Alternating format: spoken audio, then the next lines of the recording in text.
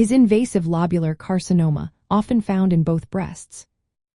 Imagine a type of breast cancer that grows in a subtle, dispersed way, making it harder to spot on regular scans. That's what invasive lobular carcinoma is like. It starts in the lobules, the milk-producing parts of the breast, and tends to spread out in a linear or scattered pattern. Because of this growth style, it can be more challenging to detect early with standard mammograms. Historically, many believed that invasive lobular carcinoma was more likely to appear in both breasts at the same time. Older estimates suggested that about 20 to 29% of cases involved both breasts. But recent research paints a different picture. When scientists looked closely at cases confirmed through tissue analysis, the actual rate of bilateral invasive lobular carcinoma is much lower, around 5%. That means only about 1 in 20 women with this cancer will have it in both breasts at diagnosis. Using advanced imaging like magnetic resonance imaging, or MRI, can sometimes find additional lesions in the opposite breast.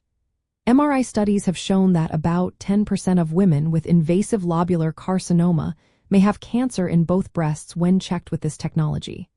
However, MRI is not perfect.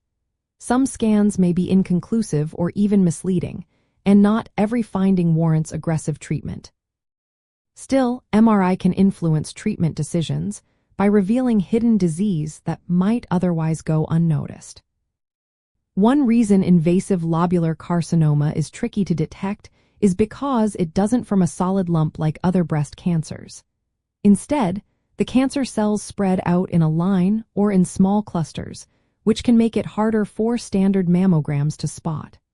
This dispersed growth pattern can lead to delayed diagnosis, sometimes when the cancer is already more advanced. It also tends to spread to other parts of the body differently, often reaching the gastrointestinal tract, ovaries, or urinary tract more than other types of breast cancer. In summary, while it was once thought that invasive lobular carcinoma frequently involved both breasts, current evidence shows that bilateral cases are relatively rare, occurring in about 5% of women based on tissue confirmation. Imaging techniques like MRI can detect additional disease, but not all findings are clinically significant. Because of its unique growth pattern, careful monitoring and tailored imaging are essential for proper diagnosis and treatment.